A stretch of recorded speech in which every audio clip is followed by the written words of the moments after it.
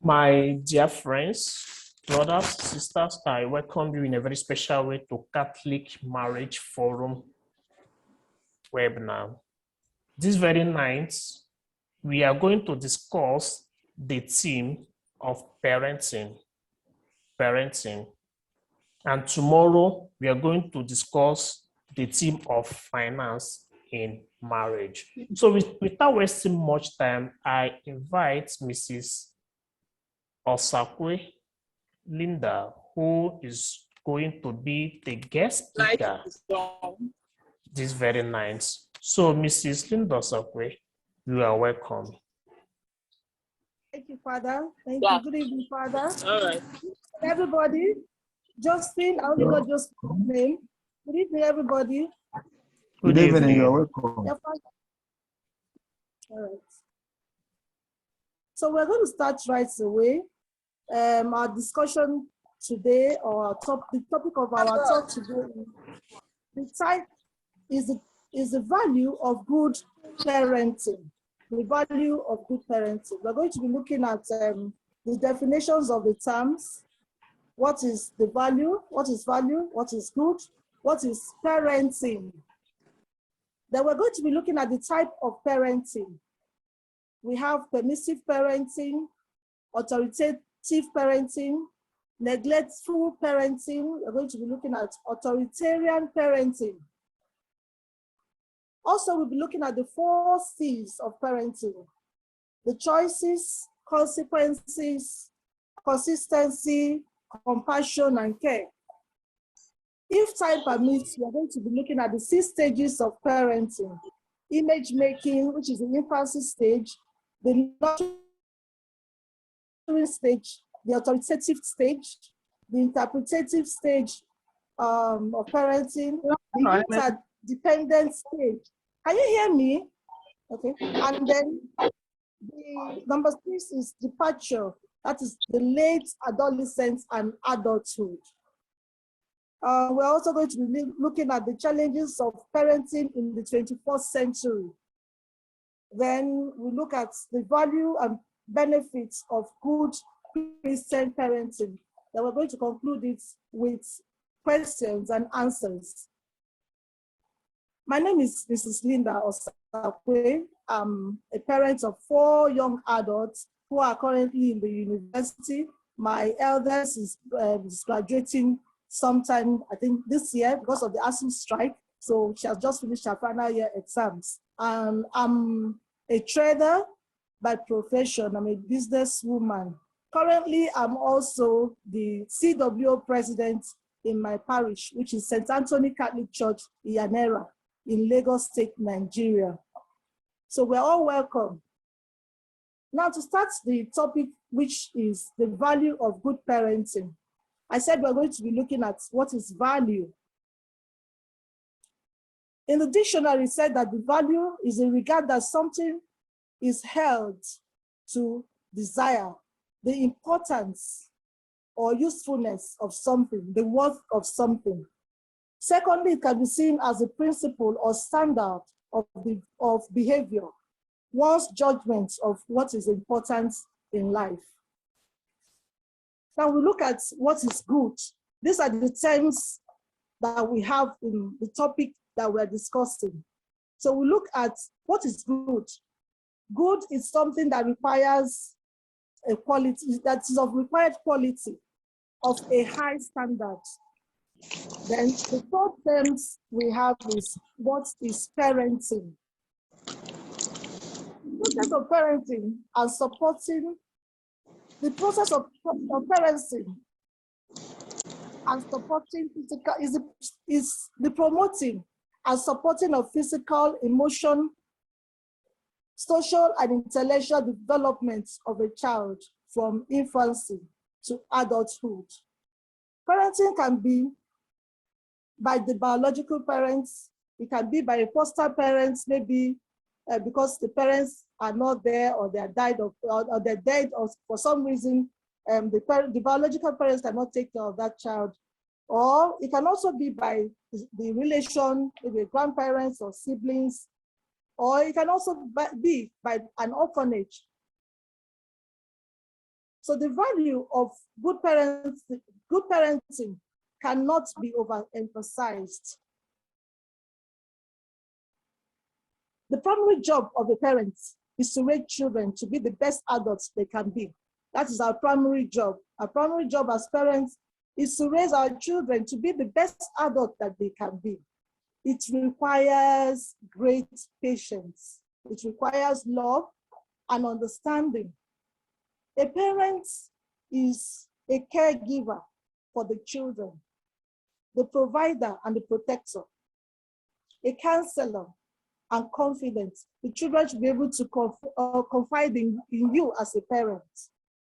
Also, a parent is a teacher and a role model, and also provide a loving atmosphere for the children so that they can develop properly. A high quality parent-child relationship is germane to a healthy mental and physical development of the child. Relationship with our children is the most vital element in good parenting. Before we can have children that are, that as adults, that they are very, very well adjusted, they must come from a good atmosphere where we have, as parents, nurtured them properly. Relationship with our children is the most vital element in good parenting, just like I said before. The value of our connection to our children determine how well they listen to us. If we're connected to our children from early childhood, they listen to us, they know that what we're saying, that we're coming from a point of view of love, that they can trust us. They listen to us and accept our limitations, our limits. If we say stay here, they stay there because they know mommy or daddy is saying the truth, and mommy or daddy is saying this with the best intention for them.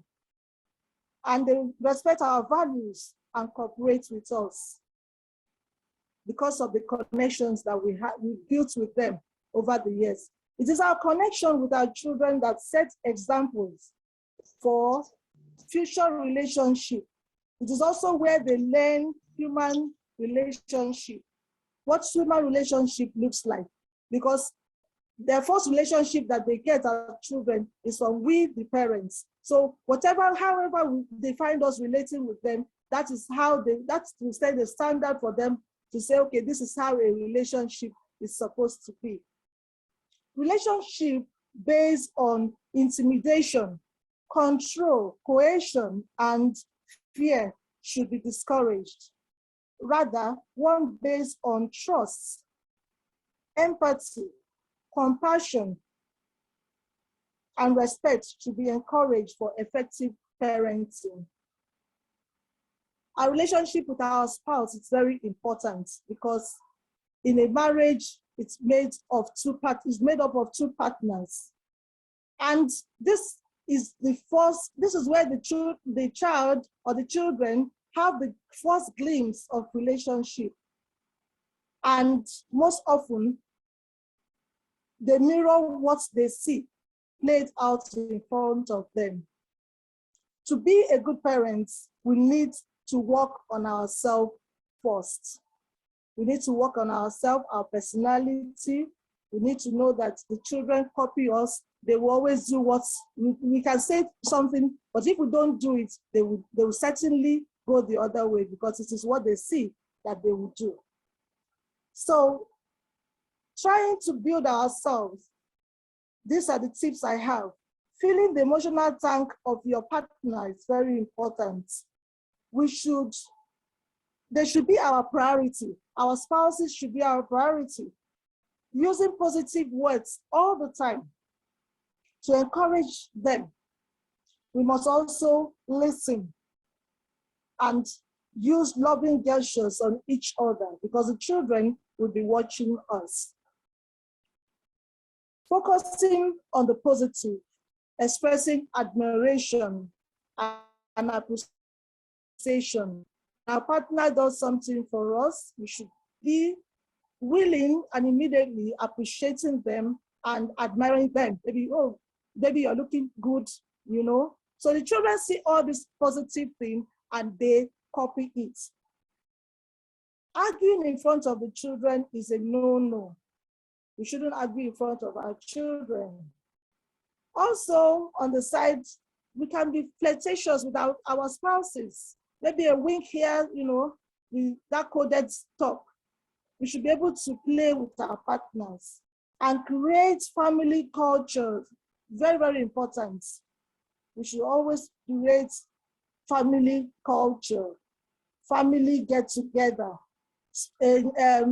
Special occasions, we should celebrate special occasions so that the children will have memories that they will remember. It is important for good parenting. Now we're going to be looking at the various types of parenting. I hope we are following. Hello? Yes, Hello? go ahead. We are with you. Yeah. We are with you. Okay. So we have 4 types of parenting. We have permissive parenting, we have authoritative parenting, and we have neglective parenting, then authoritarian parenting. Each style of parenting has a different effect on the children's behavior and their identity and characteristics. Let's start with the permissive parenting. Traits includes low demanding, anything goes. In permissive parenting, anything goes. The parents let the children decide what they want, the direction of what they want. There is no limit. They leave them. Rules and expectations are set aside and not enforced. They're always ready to please the children, and this is not a good thing. They will do anything to make the children happy. They are more of friends to their children rather than parents. Anything that will make them avoid it. Rather than having that conflict, they allow the child.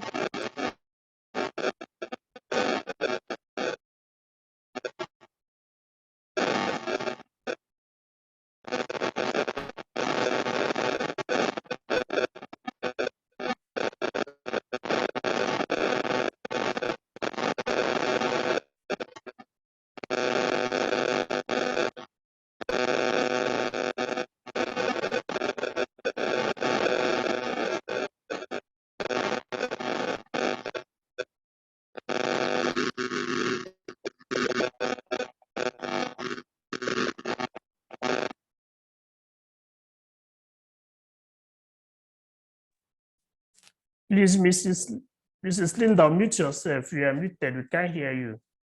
Unmute yourself. I'm trying to unmute you So I from was here. saying that in authoritative, okay, I've done that, Father. So I was saying that in authoritative parenting, that they set clear boundaries and rules for their children. They practice flexibility and understanding. And also, they communicate frequently with their children. There's communication flow with their children, and they let them know why they say certain things, why certain things has to be done this way. They explain to them why it has to be done that way. They allow natural consequences to occur. In instances where the child makes a mistake or the child chooses not to obey, they do not jump and say, okay, let me, try and prevent this child from crying, maybe like a toddler, or let me prevent this child from crying, when obviously what the child is asking for is improper. Or maybe in an adolescence, he or she wants to make a wrong choice, and they don't say, okay, let me prevent them or do it by force. They explain to them, and then when they now decide to choose the wrong thing, and then there's a consequence, they'll allow the children to bear that consequence so that it will be a teachable moment for them. But they use the opportunity, they normally use this opportunity to teach valuable life lessons. They guide their children through honest and open discussion. Parents tend to be parents of children parents who use this authoritative parenting style have children that are self-disciplined, self-reliant, independent, and are socially well adapted. Now we go to the third type of parenting. We have the neglectful parenting. The features are they let their children fend for themselves. They care more or less for the children. They're indifferent about the needs of the children. Some do not even feed their children. They don't feed their children. They don't care what the children are doing, even when the children are in school. So maybe those in the university, they don't call them. They don't know what they are doing in school. They don't even care. All they know is that they send money to them, or they take care of them. Whenever they see them, they know that they are there. Or maybe the little ones, maybe because of work, maybe both parents are going to work, or for some reason, you find that they are detached from their children, maybe because they have emotional problems. So they are usually overwhelmed with their own issues and leave these children. They leave their children. They often lead to guidance or attention, often suffering with their own self-esteem, with their own low self-esteem issues, and have hard time forming close relationships. Now, children who are under the parents, this kind of parents, they can hardly handle any rule. They are those kind of children that are delinquents. They can be as cold and as caring as anything. This is not the right kind of parenting. Then the fourth parenting we have is authoritarian parenting. This kind of parenting is the kind of parenting that we are used to in our own time. Our parents were that kind of parents. You know, the African parents who will say, it is because I said so, you must do it. They are authoritative. They are strict with no regard for their child's feeling or social emotion or behavioral needs. Many of our African parents are like this. So they say, because I say so, then you must do it. The reason behind the rules are not explained to the children. It is a one-way communication between the parents. The parents would say, you must do it like this. If you don't do it like that, then the highway. You must do it like this. So this kind of parenting is not good. It is rigid. It makes children who come from such background to be rebellious. They become rebellious in the society. Now we're going to look at the different kinds of parenting skills that I have enumerated.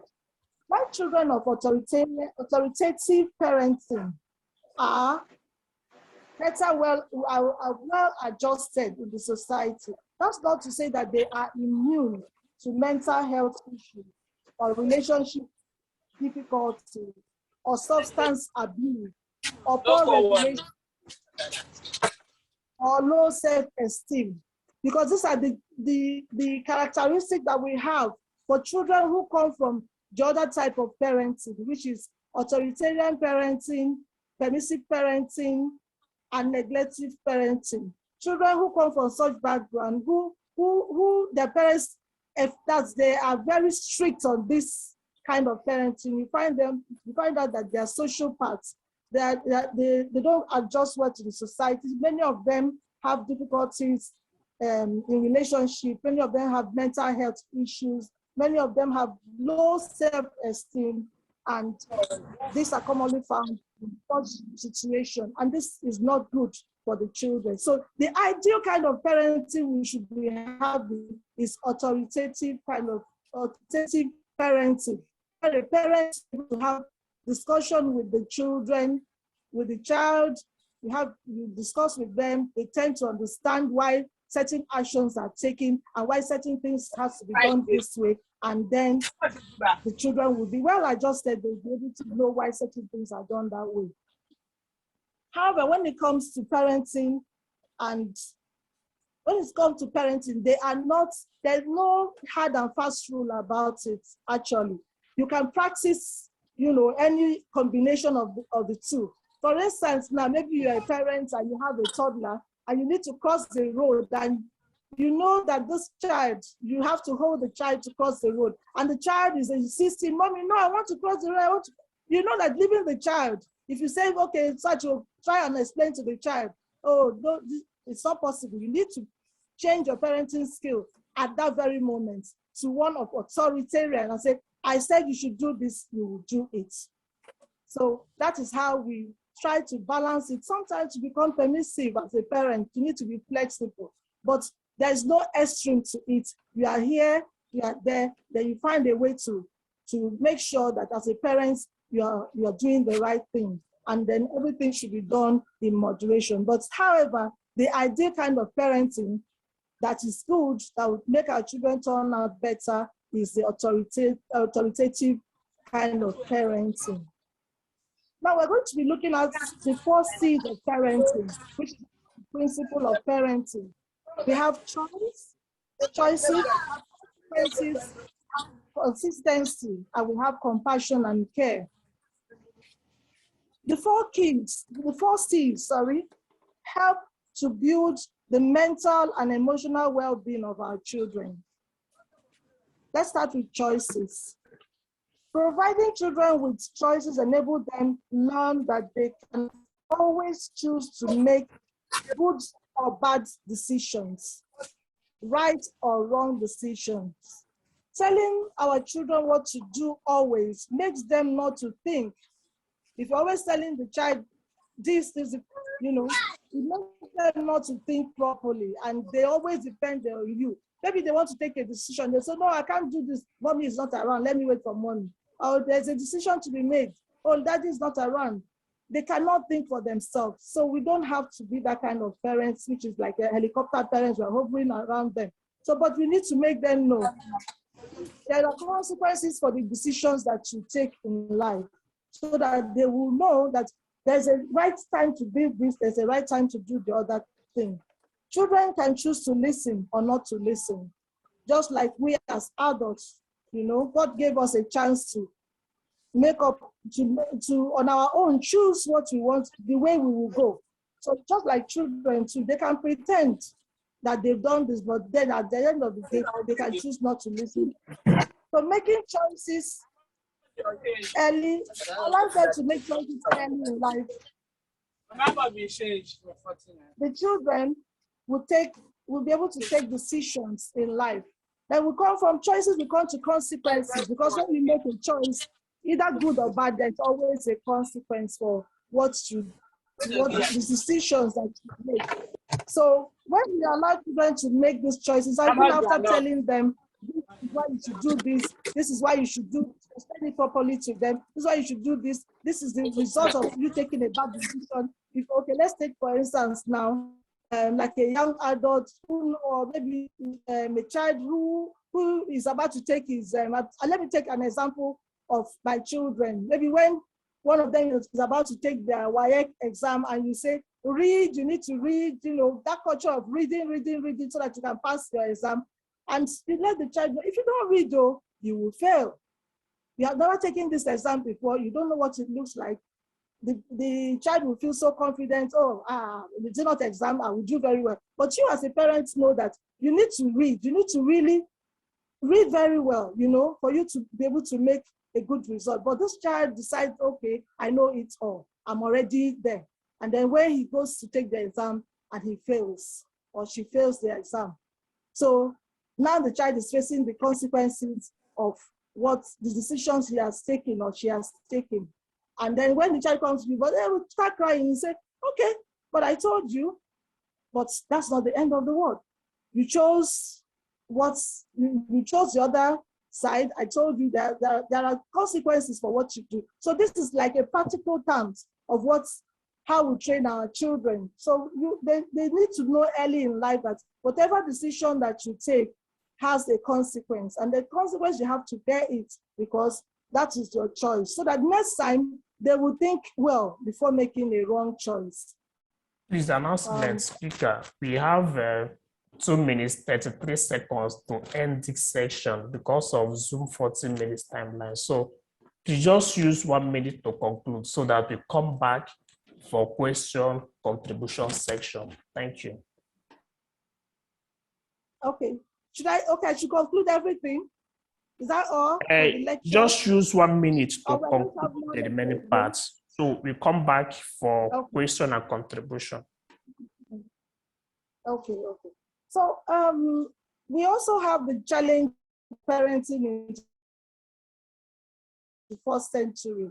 We know with the advent of phone, our children are savvy in computer and all those things and phone. So we need to be up to date. We need to be up to date. We need to make sure that we are ahead of them technologically. You have to be part of the social media, talk, all the social media, Twitter, Facebook, whatever it is, be part of it, learn it so that you be their friends on those stage and able to know what they are doing. You should also avoid the use of force. Don't force them to do things. Correct in love, be open with their know their best friends, celebrate their little successes. If they do something, hype it, tell them that they're doing well so that they would do better. Lead by example, spend quality time with them, celebrate special occasion. The value of good Christian parenting. Ultimately, after all the important parts of parenting has been considered and mentioned, we still need to live for Christ and eternity. That is what matters most. Train our children in the way of the Lord should be how we should be paramount in our life. We should train them that in the scriptural way. We should train them. Please hold on. The Zoom is going to cut us off now. So we come back as soon as it goes off. We come back. Please, can everyone hear me? The Zoom is going to cut us off because we have elapsed 40 minutes. So we come back after 5 minutes because it's on record. It will take few seconds to save the records. So once we log off, we come back like after 5 minutes. Let's give ourselves 5 minutes break. We come back for